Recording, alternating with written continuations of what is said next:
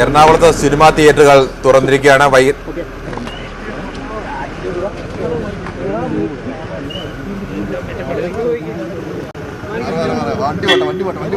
ക്ഷമിക്കണം, മറ്റു വാർത്തയാണ്. നടിയെ ആക്രമിച്ച കേസിൽ നടൻ ദിലീപിനെ 7 മണിക്കൂർ ചോദ്യം ചെയ്തു. ആലുവ പോലീസ് ക്ലബിൽ ക്രൈംബ്രാഞ്ച് ADGP എസ് ശ്രീജിത്തിന്റെ നേതൃത്വത്തിലായിരുന്നു ചോദ്യം ചെയ്യൽ പൂർത്തിയായതിനെ തുടർന്ന് ദിലീപ് മടങ്ങി. ദിലീപ് നാളെയും ദിലീപിനെ ചോദ്യം ചെയ്യലിന് ഹാജരാകണം.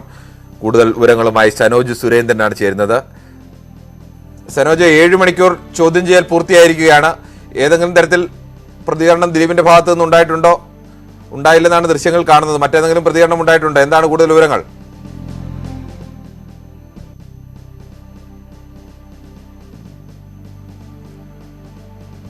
ദിലീപിനെ 7 മണിക്കൂർ ഇന്നത്തെ ചോദ്യം ചെയ്യൽ പൂർത്തിയായതിനു ശേഷം ദിലീപ് മടങ്ങിയിരിക്കുകയാണ്. നാളെ വീണ്ടും ഹാജരാകണമെന്ന് ദിലീപിനോട് ആവശ്യപ്പെട്ടിട്ടുണ്ട്. എന്തായാലും കൂടുതൽ വിവരങ്ങളുമായി സനോജ് സുരേന്ദ്രനാണ് ചേരുന്നത്. സനോജ്, എന്താണ് കൂടുതൽ വിവരങ്ങൾ?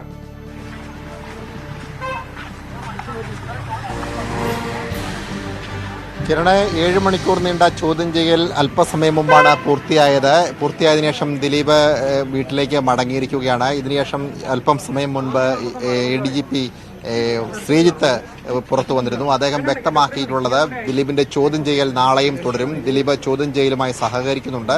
നാളത്തെ ചോദ്യം ചെയ്യലിന് ശേഷം കൂടുതൽ കാര്യങ്ങൾ വ്യക്തമാക്കാമെന്നുള്ള ഒരു കാര്യമാണ് അദ്ദേഹം പറഞ്ഞിട്ടുള്ളത്. രാവിലെ 11 മണിയോടുകൂടിയാണ് ദിലീപ് ചോദ്യം ചെയ്യലിനായി ആലുവയിലെ പോലീസ് ക്ലബ്ബിൽ എത്തിയത്. നടിയെ ആക്രമിച്ച കേസുമായി ബന്ധപ്പെട്ടുകൊണ്ട് ബാലചന്ദ്രകുമാറിന്റെ വെളിപ്പെടുത്തലിന്റെ പശ്ചാത്തലത്തിൽ തുടരന്വേഷണത്തിന് കോടതി അനുമതി നൽകിയതിനെ തുടർന്നാണ് ദിലീപിനോട് വീണ്ടും ചോദ്യം ചെയ്യലിന് ഹാജരാവാൻ നിർദ്ദേശിച്ചത്. ഇതിന്റെ അടിസ്ഥാനത്തിലായിരുന്നു ദിലീപ് ഇന്ന് ചോദ്യം ചെയ്യലിൽ എത്തിയത്.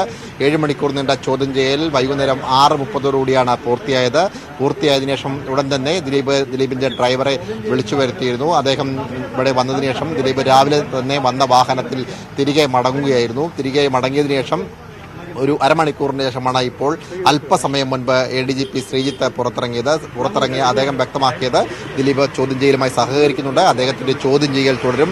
നാളെയും ചോദ്യം ചെയ്യലിന് ഹാജരാവാൻ ദിലീപിനോട് നിർദ്ദേശം നൽകിയിട്ടുണ്ട് എന്നാണ് ക്രൈംബ്രാഞ്ച് ADGP വ്യക്തമാക്കിയത്. കിരൺ. സനോജ്, പ്രധാനമായും ഈ ദൃശ്യങ്ങൾ മായ്ച്ചത് സംബന്ധിച്ച വിവരങ്ങൾ തന്നെയാവില്ലേ ഇവർ അന്വേഷിച്ചുകൊണ്ടിരിക്കുന്നത്? അത് സംബന്ധിച്ച് ഏതെല്ലാം ദൃശ്യങ്ങളാണ് മായ്ച്ചത്, ആ ദൃശ്യങ്ങൾ ഏതെല്ലാമാണെന്നത് സംബന്ധിച്ച് കൃത്യമായ ഒരു ധാരണ നേരത്തെ തന്നെ ക്രൈംബ്രാഞ്ചിന് ലഭിച്ചു എന്ന ഒരു സൂചന നേരത്തെ നമ്മുടെ വാർത്തകൾ തന്നെ ഉണ്ടായിരുന്നു. ആ തരത്തിൽ തന്നെയല്ലേ ചോദ്യം ചെയ്യൽ പ്രധാനമായും നടക്കുന്നത്?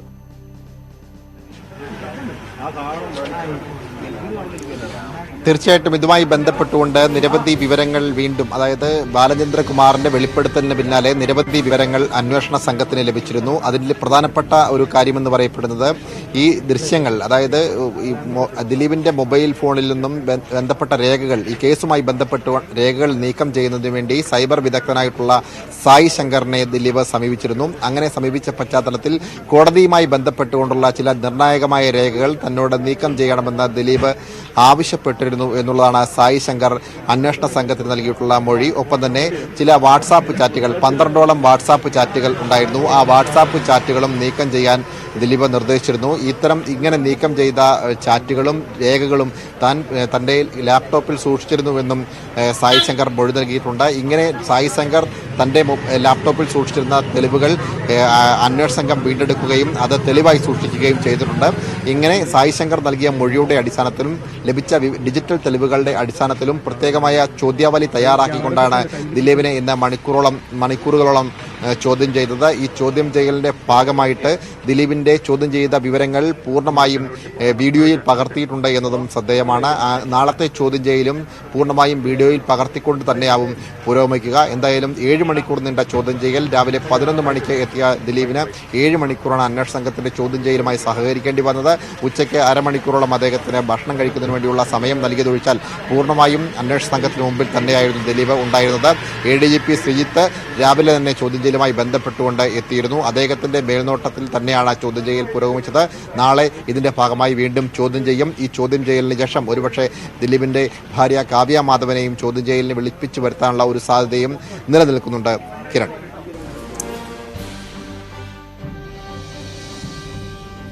സരോജ, ഏതെങ്കിലും തരത്തിൽ പ്രതികരണത്തിന് ദിലീപ് തയ്യാറായിരുന്നു? ആ ദൃശ്യങ്ങളിൽ അദ്ദേഹം അങ്ങനെ പ്രതികരണത്തിന്റെ ഒരു ഇത് കണ്ടില്ല. മറ്റേതെങ്കിലും തരത്തിൽ പ്രതികരണം ദിലീപോ അല്ലെങ്കിൽ ദിലീപുമായി ബന്ധപ്പെട്ട കേന്ദ്രങ്ങളോ ഈ ചോദ്യം ചെയ്യൽ സംബന്ധിച്ച് ഏതെങ്കിലും സൂചനകൾ നൽകാനോ അങ്ങനെ എന്തെങ്കിലും തയ്യാറായിട്ടുണ്ടോ?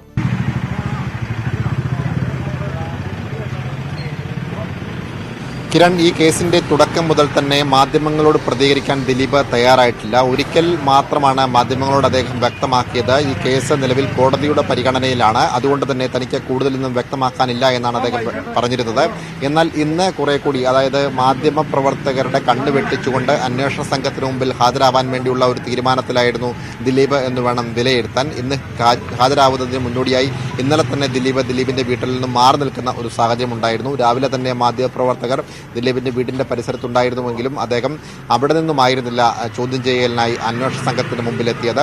അദ്ദേഹം ഇവിടെ നിന്നും ആണ് ഇന്ന് രാവിലെ അന്വേഷണ സംഘത്തിന് മുമ്പിൽ ഹാജരായത്. മാധ്യമപ്രവർത്തകരുടെ കണ്ണുവെട്ടിച്ച് ഈ ആലുവ പോലീസ് ക്ലബ്ബിൽ എത്തുമ്പോൾ മാത്രമാണ് മാധ്യമപ്രവർത്തകർ പോലും ചോദ്യം ചെയ്യലിനായി ദിലീപ് എത്തിയ വിവരം അറിഞ്ഞത്.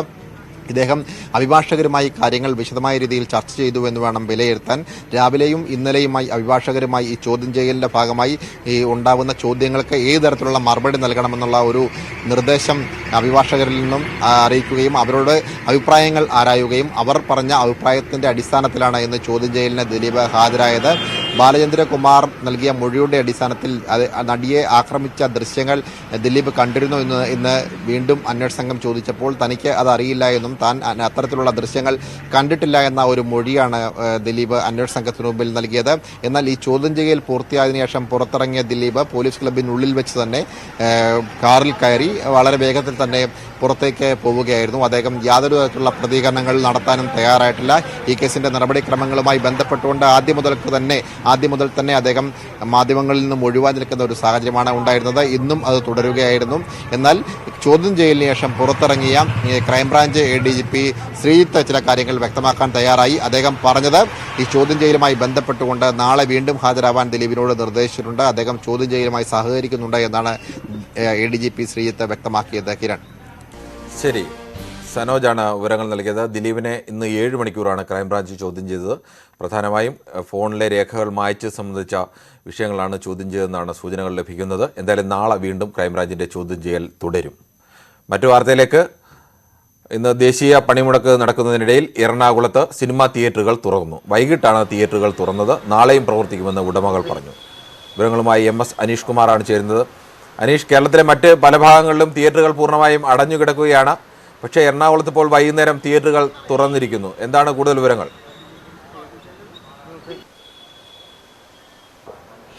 കിരൺ, 48 മണിക്കൂർ പൊതുപണിമുടക്ക് ആരംഭിക്കും മുമ്പ് തന്നെ ഫിയോക്ക് ഇത്തരം ഒരു ആവശ്യം മുന്നോട്ട് വെച്ചിരുന്നു. കാരണം കേരളത്തിലെ സിനിമാ തിയേറ്ററുകൾ വലിയ ഒരു പ്രതിസന്ധി നേരിടുന്ന ഒരു സാഹചര്യമാണ്.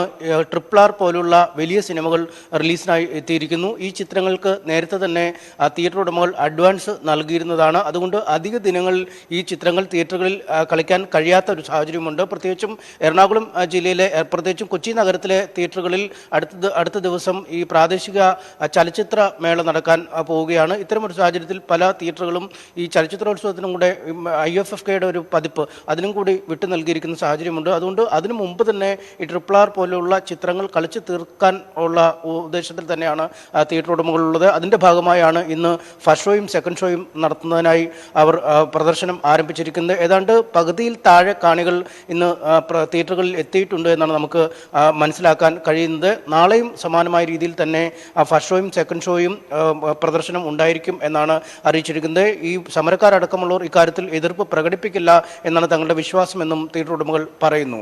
കിരൺ, അനീഷ്, കേരളത്തിലെ പ്രധാനപ്പെട്ട സ്ഥലങ്ങളിലെല്ലാം കടകമ്പോളങ്ങൾ അടഞ്ഞു കിടക്കുകയായിരുന്നു. ആ തരത്തിൽ എറണാകുളത്ത് മാത്രമായി ഇപ്പോൾ ഇങ്ങനെ തിയേറ്റർ പ്രവർത്തിക്കുന്നു. കേരളത്തിലെ സംയുക്ത ട്രേഡ് യൂണിയന്റെ നേതൃത്വത്തിലാണ് സമരം നടക്കുന്നത്. ഈ ട്രേഡ് യൂണിയനുമായി ഏതെങ്കിലും തരത്തിൽ ഇവർ ഒരു ധാരണ ഉണ്ടാക്കിയിട്ടുണ്ടോ? അല്ലാതെ ഇങ്ങനെ തിയേറ്റർ തുറക്കാനുള്ള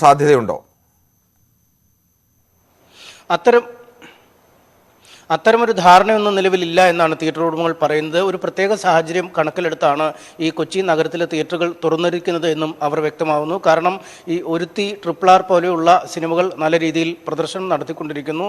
ഈ RRRന് ഭാരിച്ച തുകയാണ് ഈ തിയേറ്ററുകൾ മുൻകൂർ അഡ്വാൻസായി നൽകിയിരിക്കുന്നത്. അതും ഏറ്റവും അധികം തുക കൊടുത്തിരിക്കുന്നത് കൊച്ചി നഗരത്തിലെ തിയേറ്ററുകൾ തന്നെയാണ് ഇത്തരത്തിൽ അഡ്വാൻസ് നൽകിയിരിക്കുന്നത്. 3 ദിവസം കഴിയുമ്പോൾ അന്താരാഷ്ട്ര ചലച്ചിത്രമേളയുടെ പ്രാദേശിക പ്രദർശനങ്ങൾ കൊച്ചിയിൽ ആരംഭിക്കുകയും ചെയ്യും. അതുകൊണ്ട് ഈ ചുരുങ്ങിയ ദിവസങ്ങൾ പോലും ഈ RRR പോലുള്ള സിനിമകൾ കളിക്കാൻ കഴിഞ്ഞില്ലെങ്കിൽ വലിയൊരു നഷ്ടം തിയേറ്റർ ഉടമകൾക്ക് വരും എന്ന് അവർ പറയുന്നു. ഒപ്പം കോവിഡ് പ്രതിസന്ധിയും ലോക്ക്ഡൌണും ഒക്കെ നിരവധി മാസങ്ങളായി തന്നെ സിനിമാ തിയേറ്ററുകൾ സജീവമല്ലാതിരുന്ന ഒരു സാഹചര്യം ഉണ്ടായിരുന്നു. അതിന് ശേഷമാണ് വമ്പൻ സിനിമകളടക്കം ഇപ്പോൾ തിയേറ്ററിലേക്ക് വരുന്ന ഒരു സാഹചര്യം. അതുകൊണ്ട് ഈ സാഹചര്യം പ്രത്യേകിച്ചും ഈ വലിയ റിലീസുകൾക്കായി വലിയ തുക അഡ്വാൻസ് നൽകിയതും ഒപ്പം ചലച്ചിത്രമേള കൊച്ചിയിലേക്ക് വരികയും ചെയ്യുന്ന സാഹചര്യത്തിൽ തങ്ങൾക്ക് മറ്റു മാർഗ്ഗങ്ങളില്ല എന്നാണ് അവർ പറയുന്നത്. നമുക്ക് മനസ്സിലാക്കാൻ സാധിക്കുന്ന ഒരു ധാരണ ഒരുപക്ഷെ ഈ തിയേറ്റർ ഉടമകൾ നേരത്തെ ഈ ട്രേഡ് യൂണിയനുകാരുമായി വരുത്തിയിട്ടുണ്ടാവാം എന്നാണ്. കാരണം ഈ പ്രദർശനം തുടങ്ങി ഇത്ര സമയം കഴിഞ്ഞിട്ടും എതിർക്കുന്നതിനോ അല്ലെങ്കിൽ മറ്റു കാര്യങ്ങൾക്കൊന്നും അവർ തയ്യാറായിട്ടില്ല. നാളെയും പ്രദർശനം ഉണ്ടാവും. ഈ സമയത്ത് തന്നെ പകൽ സമയങ്ങളിൽ പ്രദർശനം ഉണ്ടാവില്ല. ഫസ്റ്റ് ഷോയും സെക്കൻഡ് ഷോയും ഉണ്ടാകുമെന്നാണ് കരുതുന്നത്. ഒപ്പം ഈ ഹൈക്കോടതിയുടെ ഉത്തരവൊക്കെ ഉണ്ട്. ഈ സംസ്ഥാന സർക്കാരിൻ്റെ ജീവനക്കാർ, സർക്കാർ ജീവനക്കാർ പണിമുടക്കിൽ പങ്കെടുക്കരുത് എന്നതൊക്കെ. അതുകൊണ്ട് ഈ ജോലിക്കാരൊക്കെ ഒരു പക്ഷേ നഗരത്തിലേക്ക് എത്തുകയാണെങ്കിൽ നഗരത്തിലെ ജനത്തിരക്ക് ഇനിയും കൂടാൻ സാധ്യതയുണ്ട്. ഒരുപക്ഷെ ഈ കൂടുതൽ ആളുകൾ നാളെ തിയേറ്ററിലേക്ക് എത്താൻ സാധ്യതയുണ്ട്. കാരണം ഇന്ന് പ്രദർശനം നടക്കുന്ന ഒരു സാഹചര്യത്തിൽ തന്നെ കൂടുതൽ ആളുകൾ നാളെ സിനിമാ തിയേറ്ററിലേക്ക് വൈകുന്നേരത്തോടു കൂടി എത്തും എന്നാണ് കരുതുന്നത്. എന്തായാലും നാളെ രാവിലെ നൂൺ ഷോ, മാറ്റിനി അടക്കമുള്ള ഷോകൾ ഉണ്ടായിരിക്കില്ല. ഫസ്റ്റ് ഷോയും സെക്കൻഡ് ഷോയുമാണ് മുൻകൂർ ബുക്കിംഗ് പ്രകാരം നടത്തുന്നത്. കിരൺ. ശരി, MS അനീഷ് കുമാറാണ് വിവരങ്ങൾ നൽകിയത്. എന്തായാലും കൊച്ചിയിൽ തിയേറ്ററുകൾ തുറന്ന് പ്രവർത്തനം ആരംഭിച്ചിരിക്കുന്നു. നമുക്കൊരു ചെറിയ ഇടവേളയിലേക്ക് പോകേണ്ടതുണ്ട്.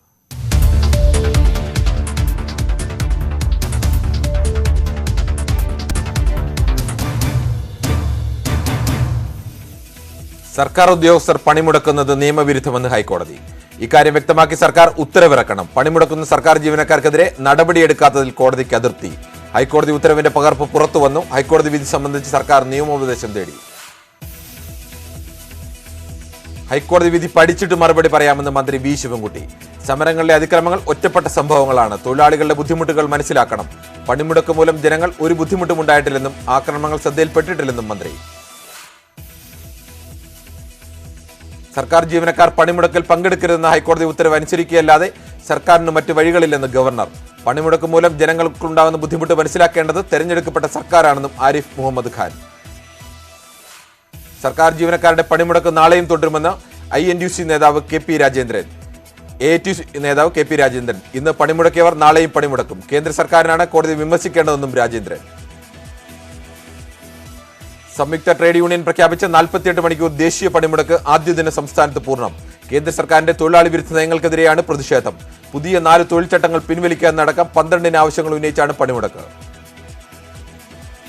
22 തൊഴിലാളി സംഘടനകളാണ് സംസ്ഥാനത്ത് പണിമുടക്കിൽ പങ്കെടുക്കുന്നത്. സംസ്ഥാനത്ത് കടകമ്പോളങ്ങൾ അടഞ്ഞുകിടക്കുന്നു. ഓഫീസുകളിൽ ഹാജർ തീരെ കുറവ്. സെക്രട്ടേറിയറ്റ് അടക്കം മിക്ക സർക്കാർ ഓഫീസുകളിലും വിരലിലെണ്ണാവുന്നത്ര ജീവനക്കാരെ എത്തിയുള്ളൂ. കേരളത്തിൽ പണിമുടക്ക് ജനത്തെ വലച്ചു. ചില ഓട്ടോകളും ആശുപത്രികളും കേന്ദ്രീകരിച്ചുള്ള KSRTC സർവീസുകളും മാത്രമാണ് സർവീസ് നടത്തിയത്. പാൽ, പത്രം, ആശുപത്രി, ആംബുലൻസ്, കോവിഡ് പ്രതിരോധ പ്രവർത്തനങ്ങൾ തുടങ്ങിയവയെ പണിമുടക്കിൽ നിന്ന് ഒഴിവാക്കിയിരുന്നു. ജോലിക്ക് ഹാജരായ പഞ്ചായത്ത് സെക്രട്ടറിക്ക് പണിമുടക്ക് അനുകൂലികളുടെ മർദ്ദനം. എറണാകുളം ജില്ലയിൽ കോതമംഗലം താലൂക്കിൽ പിണ്ടിമന ഗ്രാമപഞ്ചായത്തിലാണ് സംഭവം. പഞ്ചായത്ത് ഓഫീസിൽ കയറിയായിരുന്നു മർദ്ദനം. മർദ്ദനമേറ്റ മനോജിനെ പോലീസ് ആശുപത്രിയിൽ എത്തിച്ചു. കൊച്ചിയിൽ പലയിടത്തും ജോലിക്കെത്തിയവരെ തടഞ്ഞു. കൊച്ചി BPCL വാഹനത്തിലെത്തിയ ജീവനക്കാരെ പണിമുടക്ക് അനുകൂലികൾ തടഞ്ഞു. BPCL പണിമുടക്ക് പാടില്ലെന്ന ഹൈക്കോടതി ഉത്തരവ് വ്യക്തമാക്കിയായിരുന്നു തടഞ്ഞ്. കിഴക്കമ്പലത്ത് കിറ്റക്സ് വാഹനത്തിനു നേരെയും പണിമുടക്ക് അനുകൂലികളുടെ പ്രതിഷേധം. കഞ്ചിക്കോട് കിൻഫ്രയിൽ ജോലിക്കായി എത്തിയ ജീവനക്കാരെ തിരിച്ചയച്ചു. കോഴിക്കോട് അശോകപുരത്ത് സമരാനുകൂലികൾ ഓട്ടോറിക്ഷയുടെ ചില്ല് തകർത്ത് കുടുംബത്തെ ഇറക്കിവിട്ടു. ഓട്ടോറിക്ഷ തൊഴിലാളിയായ ഗോവിന്ദപുരം സ്വദേശി ലിബിജിത്തിനെയും കുടുംബത്തെയുമാണ് ഒരു സംഘം ആളുകൾ ആക്രമിച്ചത്. കുട്ടികളെ അടക്കം ഭീഷണിപ്പെടുത്തിയെന്ന് ലിബിജിത്ത് പറഞ്ഞു.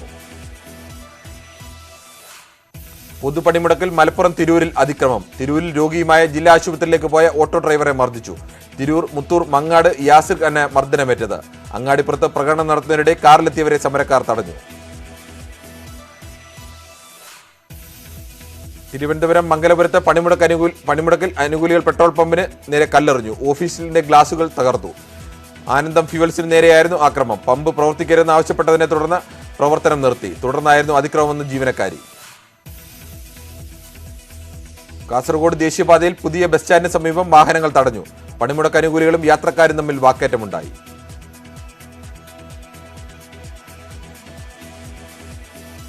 ടൂറിസം മേഖലയായ ആലപ്പുഴയിൽ പണിമുടക്ക് ഭാഗികം. വിദേശ ടൂറിസ്റ്റുകൾക്കായി ചില ടാക്സികൾ ഓടുന്നു. ഹൗസ് ബോട്ടുകളും സർവീസ് നടത്തുന്നു. കടകമ്പോളങ്ങൾ അടഞ്ഞുകിടന്നു. KSRTCയും സർവീസ് നടത്തിയില്ല.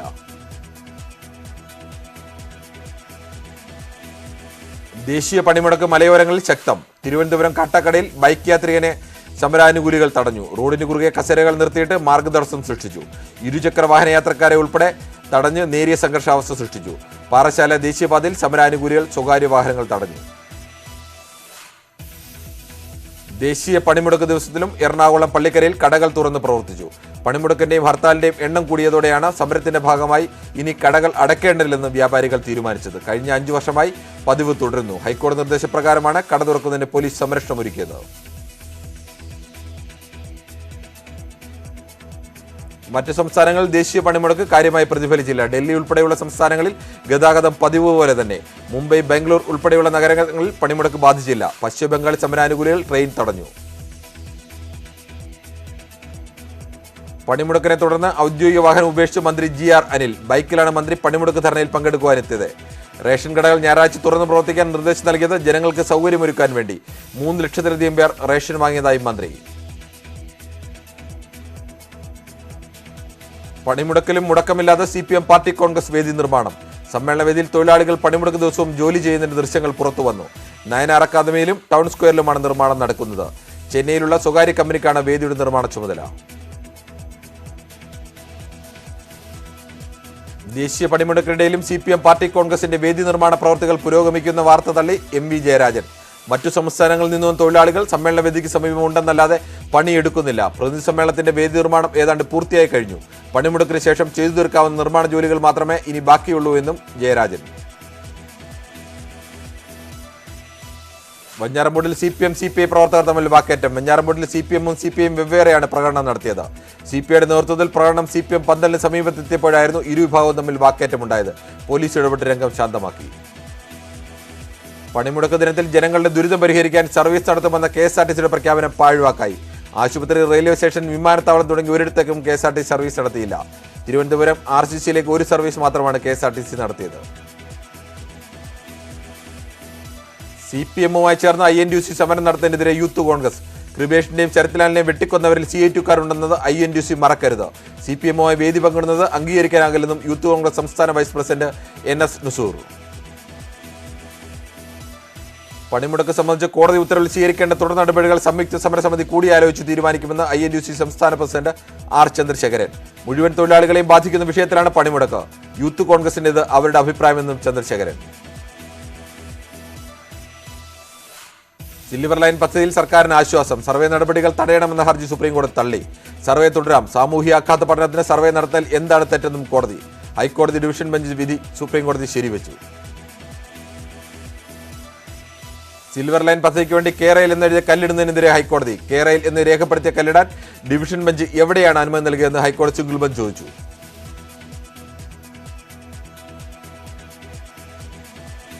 വീടുകൾ കയറി സിൽവർ ലൈൻ ബോധവൽക്കരണത്തിനെത്തിയ CPM നേതാക്കളെ തുരത്തി നാട്ടുകാർ. പ്രതിഷേധം ചെങ്ങന്നൂർ പുന്തലയിൽ.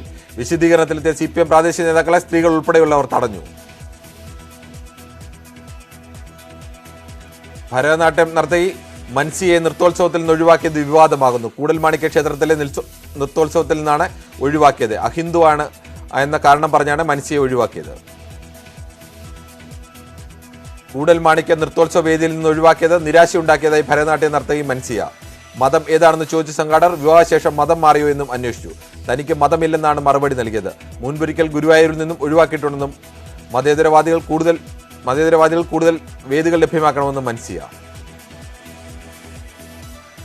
മൻസിയുടെ നൃത്തം വിലക്കിയത് ആചാരാനുഷ്ഠാനങ്ങളുടെ ഭാഗമെന്ന് ക്ഷേത്രം അധികൃതർ.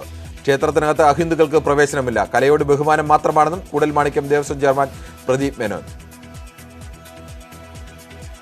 നൃത്തത്തിന് വിലക്കേർപ്പെടുത്തിയെന്ന ആരോപണവുമായി മറ്റു കലാകാരി കൂടി രംഗത്ത്. മതത്തിന്റെ പേരിൽ തൃശൂർ കൂടൽ മാണിക്യ ക്ഷേത്രത്തിൽ നൃത്തം അവതരിപ്പിക്കുന്നത് വിലക്കിയെന്ന് തിരുവനന്തപുരം സ്വദേശിനി സൗമ്യ സുകുമാരൻ.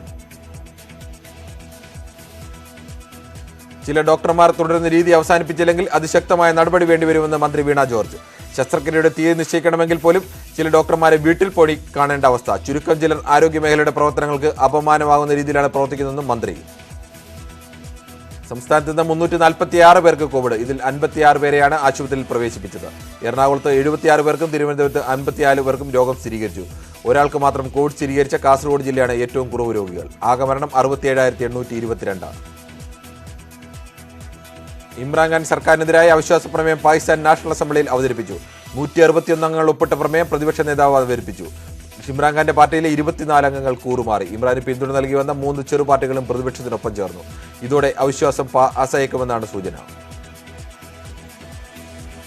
ഇമ്രാൻഖാനെതിരായ അവിശ്വാസ പ്രമേയം പരിഗണിച്ച ശേഷം നാഷണൽ അസംബ്ലി ഈ മാസം 31 വരെ പിരിഞ്ഞു. അന്ന് പ്രമേയത്തിന്മേൽ ചർച്ചയും തുടർന്ന് വോട്ടെടുപ്പ് നടക്കും. തന്നെ പുറത്താക്കാൻ പ്രതിപക്ഷ പാർട്ടികൾ വിദേശ പണം ഉപയോഗിക്കുന്നതെന്നാണ് ഇമ്രാൻഖാന്റെ ആരോപണം. ന്യൂസ് 18 എക്സ്പ്രസ് പൂർണ്ണമാകുന്നു. നമസ്കാരം.